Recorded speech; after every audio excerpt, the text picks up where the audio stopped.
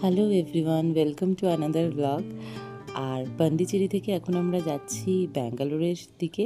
আর রাস্তাটা খুবই ভালো ছিল। তো দুপুরে আমরা দাঁড়িয়েছিলাম এই একটা রোড সাইড দাওয়াতে।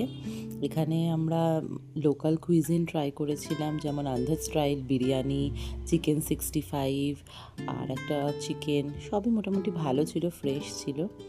আর খুব এনজয় করতে করতে আমরা এই জার্নিটা করেছি। 6-7 ঘন্টার জার্নি ছিল, কিন্তু গিনি চিনি দুজনেই এত কোঅপারেটিভ ছিল।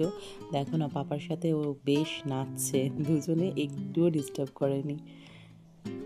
আর বিকেলের দিকে আমরা এখানে একটু দাঁড়িয়েছি চা কফির ব্রেকে। এখান থেকে এবার ডাইরেক্ট চলে যাব ব্যাঙ্গালোর। মোটামুটি ওই সন্ধে 6টা 6:30টার দিকে আমরা পৌঁছে গেছিলাম ব্যাঙ্গালোর। এটা হচ্ছে ব্যাঙ্গালোরে আমাদের থাকার জায়গা, হোটেল ইউটি এলিগেন্স। আর এটা হলো আমাদের রুম।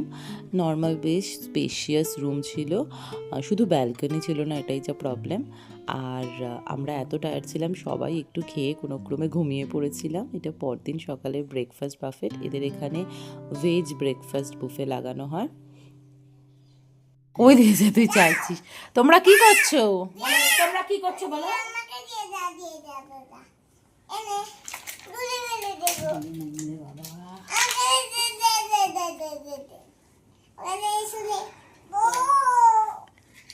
ভো গাড়ি চালাচ্ছে।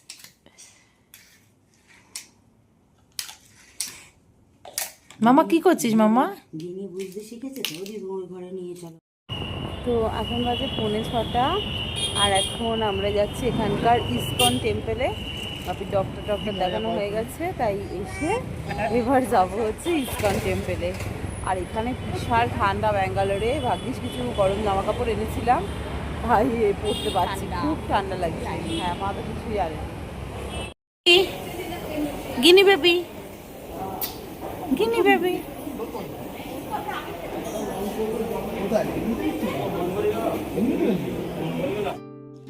ব্যাঙ্গালোরের এই ইসকন টেম্পলটা খুবই সাজানো গোছানো আর খুব সুন্দর।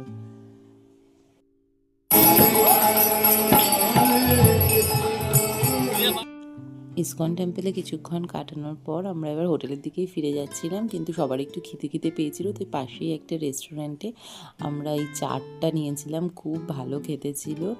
আর বাকি সবাই আবার ধোসা খেয়েছিলাম, রাভা ধোসা, নর্মাল ধোসা। তবে ধোসার থেকে ওই চাটটা খেতে খুব ভালো ছিল, সেফ চাট মনে হয় ওটাকে বলে। কি খাচ্ছ? দিচ্ছে।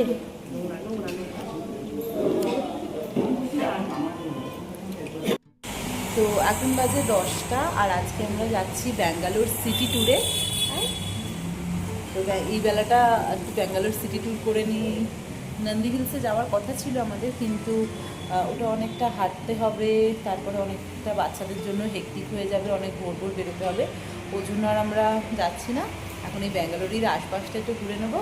আর তারপর বিকেলবেলা ইচ্ছা আছে আমাদের এক বন্ধুর বাড়ি যেতে, যারা এখানে রয়েছে। আর ওর বাড়িটা এয়ারপোর্টেরও কাছাকাছি, তাহলে আমরা ওখানে স্টে করব। মা বাপি হয়তো হোটেলেই থাকবে, আমরা ওখানে স্টে করে কালকে ওখান থেকে ডাইরেক্ট এয়ারপোর্ট হয়ে বাড়ি চলে যাবো।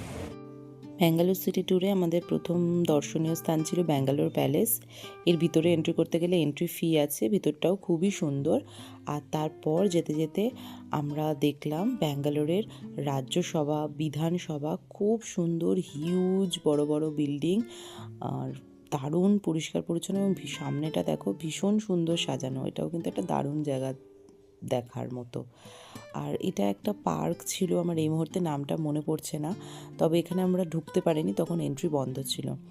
আর এরপর আমরা এসেছিলাম এরকম কিছু মিউজিয়াম ছিল। আর সব থেকে এর ভিতরে যেটা ইন্টারেস্টিং জিনিস ছিল সেটা হচ্ছে এই ফিশ মিউজিয়ামটা। ও বাচ্চাদের তো খুব ভালো লেগেছে।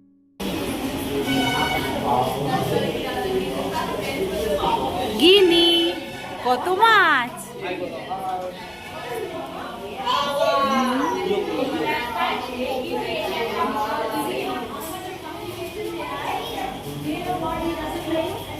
এই সেই ভাইজাকে দেখেছি।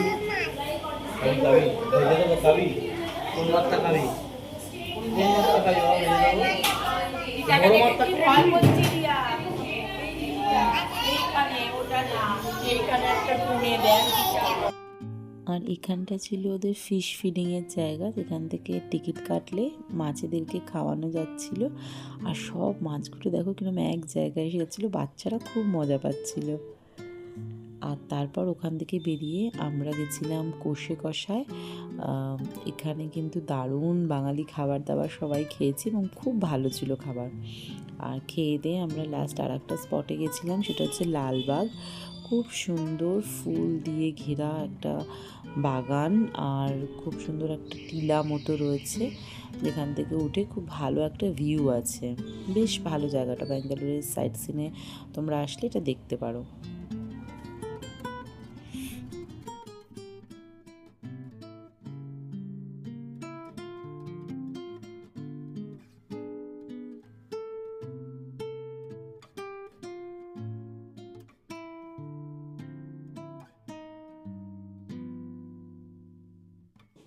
সাইট সিন সেরে আমরা জাস্ট হোটেলে এসে একটুখানি ফ্রেশ হয়েই বেরিয়ে গেছিলাম আমাদের যে ব্যাঙ্গালোরে বন্ধুরা থাকে ওদের বাড়িতে যাওয়ার জন্য। মা বাপি হোটেলেই স্টে করেছিল, আর ওদের একটা ছোট্ট পুচকে বাচ্চা ছিল, তাই তিনজনে মিলে খুব মজা করেছে, খুব হই হুল্লোড় করেছে আর খেলেছে এই একটা সন্ধে। ওদের খুব এনজয় হয়েছে। আর আমরা এখান থেকেই এয়ারপোর্ট চলে গেছিলাম নেক্সট দিন, কারণ ওদের অ্যাপার্টমেন্ট থেকে এয়ারপোর্টটা অনেক কাছে ছিল, আর মা বাপি ডাইরেক্ট এসেছিলো হোটেল থেকে। তো ব্যাঙ্গালোর এয়ারপোর্টটাও খুব সুন্দর, প্রচুর গাছ দিয়ে ঢাকা। অ্যাকচুয়ালি পুরো ব্যাঙ্গালোর সিটিতেই যেটা দেখলাম যে প্রচুর প্রচুর গাছ, যেটা খুবই ভালো লাগলো। তো ফাইনালি আমাদের ট্রিপ এন্ড হয়ে গেল।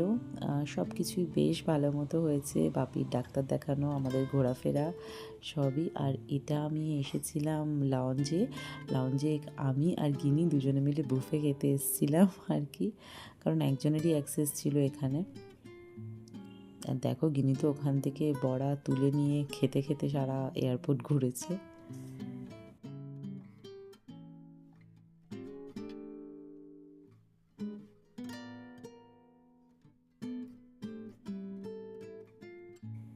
এই ট্রিপটা আমাদের কাছে আরও বেশি মেমোরেবল, তার কারণ আমরা সবাই মিলে এই ট্রিপে আসতে পেরেছি। আগেও একবার দার্জিলিং প্ল্যান হয়েছিল, কিন্তু সেবার আমাদের ক্যান্সেল হয়ে যায় লাস্ট মোমেন্টে। মা বাপি আর বোনেরাই শুধু যেতে পেরেছিল। তাই এটাই যে আমরা সবাই মিলে আসতে পেরেছি, তো এটা আমাদের কাছে একটা বিশাল বড় ব্যাপার ছিল, কারণ সবার ছুটি একসাথে হয়ে ওঠে না। তো ফাইনালি আমরা চলে এলাম কলকাতা। ফাইনালি এখন বাজে 8:05 আর আমরা এসে গেছি, আমাদের ট্রিপ শেষ। আর এই এখন জাস্ট লাগেজগুলো কালেক্ট করবো আর বেরিয়ে যাবো। কিরে তোদের মজা হয়েছে তো ঘুরতে গিয়ে? বলো মজা হয়েছে? হ্যাঁ বলতে তো ওদের খুব দুঃখ, ওরা এবার আলাদা আলাদা জায়গায় যাবে বলে। তো এই ভ্লগগুলোই আমাদের স্মৃতি হয়ে থাকবে, আর ওরাও বড় হয়ে দেখতে পারবে, সেই জন্যই আরও আমার ভ্লগ করা। আর তোমাদের কেমন লাগলো প্লিজ জানিও।